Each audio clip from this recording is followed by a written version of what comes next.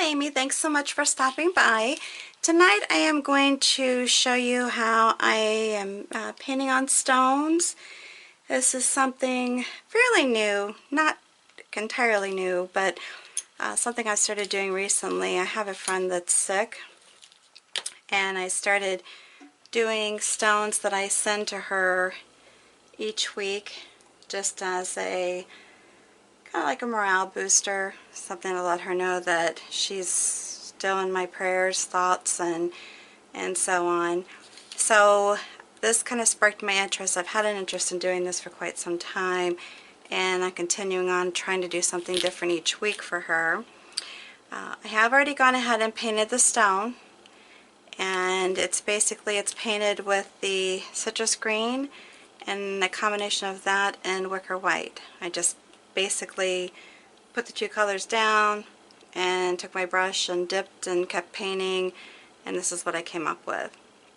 The design I'm doing tonight, I'm going to be using Moon Yellow, which is Folk Art's multi-surface paint, using Licorice, which is Folk Art Enamel, Wicker White, Folk Art Enamel, and the citrus green is the multi-surface paint, also by Folk Art. Alright, so let's get started. The first thing I'm going to do is paint it's a partial, this is still kind of wet too, it's a partial flower that's going to be painted on this stone. And so I'm going to go ahead and start down here with it and just have, like I said, the partial flower come up on the side of the rock here.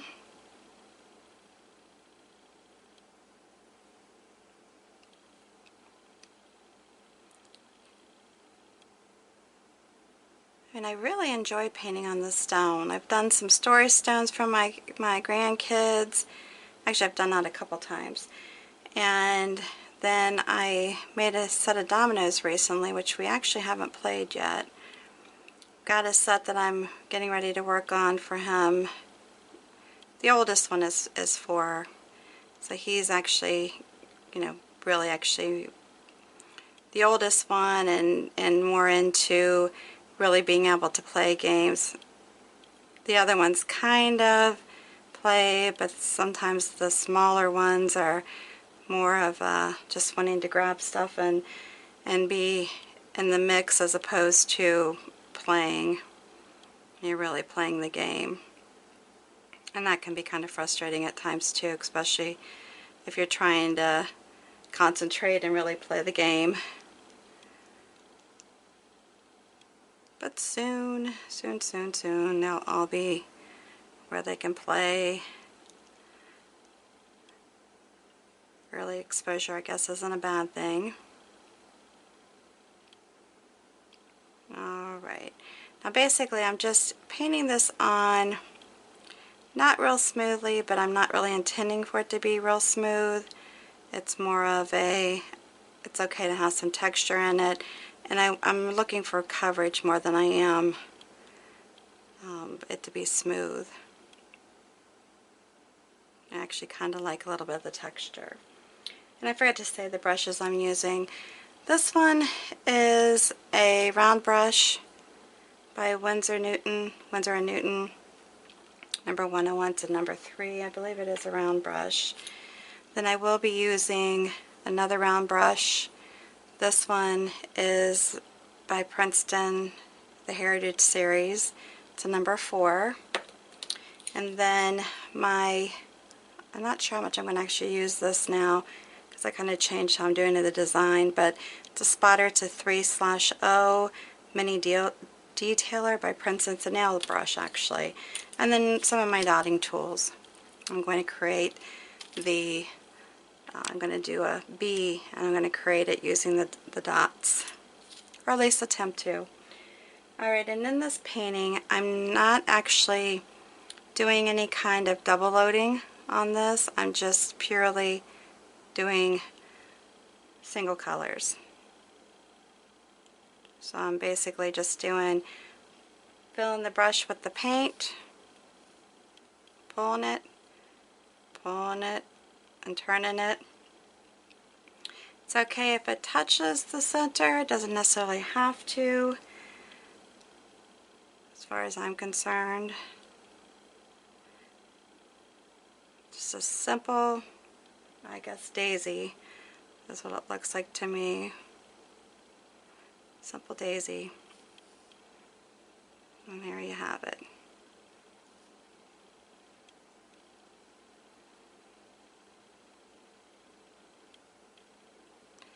Alright, so there you go. Just really simple, easy. I mean, you can double edge your brush if you feel the need to. That's up to you. Now, again, this is an attempt to do a bee using my, I guess these are clay ball tools, but some people recommended them for dotting. I bought a set just to try them out, and I mean, I like them. The larger ones are a little bit harder to deal with, but you know, I'm enjoying them. So I actually had somebody tell me I was making it harder than I needed to be. But you know, I really think with anything, you have to find what you're comfortable working with. You know, just because somebody else is comfortable working with other tools doesn't mean that's right for you. And I have the ability, you know, to try these different things, do trial and error, so that maybe somebody else doesn't have to go through it. And that's basically where, you know, my thought process was with it. So if that's something I can do for others and help them out without them having to spend the money, you know, I'm more than glad to do that. Now these little dots are supposed to be their wings. And again, this is just something whimsical. Definitely not true to what a bee looks like. So I get it. I'm going to do like that for right now. Now, what I might go ahead and do is dry these just a tad bit, and I will be right back. I'm going to use my heat gun.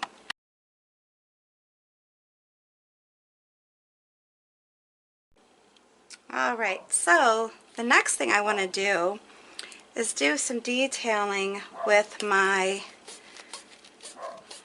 little dotting tools. I'm not sure if these are also, I want to say maybe these are also tools for nails, but I don't know that for sure. So I'm not going to say that. Okay, so I thought I would go around these because the inspiration that I'm having for this design actually shows little, like a line around these. And I thought, you know what, I'm going to be doing dots, so let's just dot around them. That's one reason why I wanted to put my, you know, dry them a little bit. Now if you want to leave this part off, you can. This is just an addition I'm doing here.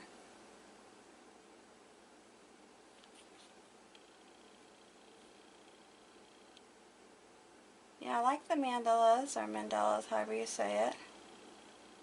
I've heard it both ways. But, you know, I'm trying to do something a little bit different with mine.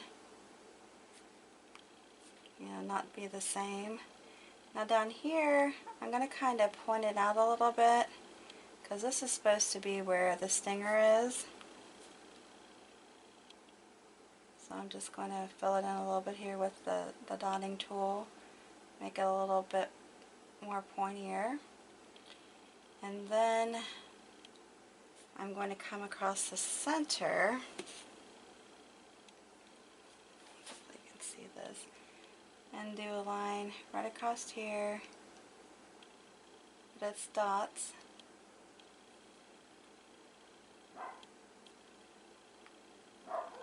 And then I'm going to do around his head.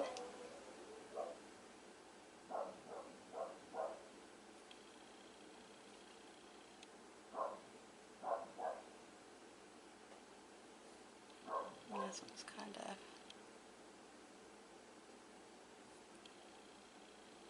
And then do eyes.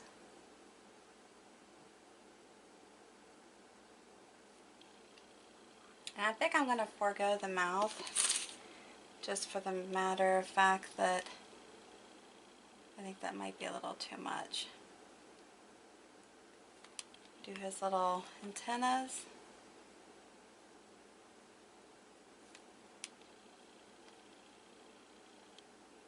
And does a little bit bigger. And then I could actually dot some yellow there. Like I said, this is just whimsical, not anything serious. Not supposed to be serious, at least. Just whimsical.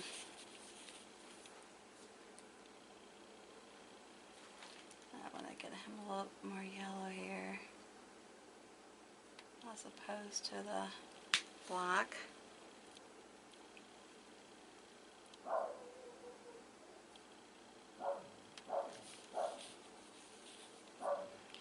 Alright, so let's see him here. Like I said, he's just supposed to be cute. Really not supposed to be anything serious. You could put a little mouth in there. Like I said, I'm just going to forgo that for right now.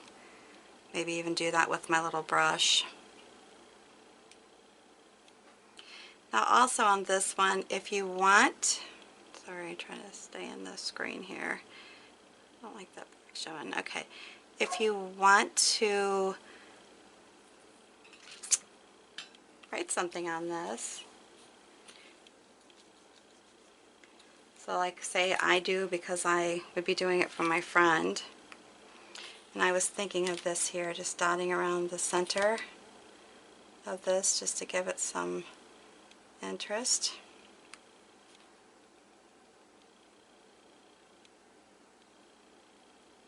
And it's okay if the dots vary in size. They don't have to be perfect.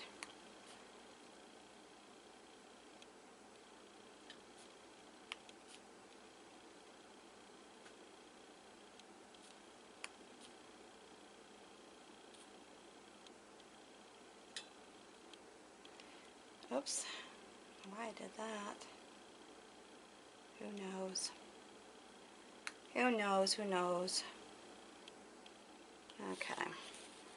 You can do that. I mean, you don't have to, obviously. But then, like I said, right up in here, you could write like B, B-E-E, happy, you know, something along that line. Let me just put a little mouth here. I know, he's a crazy butterfly, or not butterfly, dangnabbit, bee, but that's okay. That works. It's cute, and it's meant to just be whimsical. It's not meant to be anything serious. Alright, so there you have it. Then you just let it dry, and I'm actually coating my stones with the, which I love, the Mod Podge Ultra. I like the gloss, but I have been coating them with this multi-surface indoor-outdoor, durable, not tacky like the brush on Kind has been, and it seems to work well. So anyways, if you like this video, make sure you give me a big thumbs up, make sure you subscribe to my channel, share with your friends, and until the next video, I will see you then. Have a good one.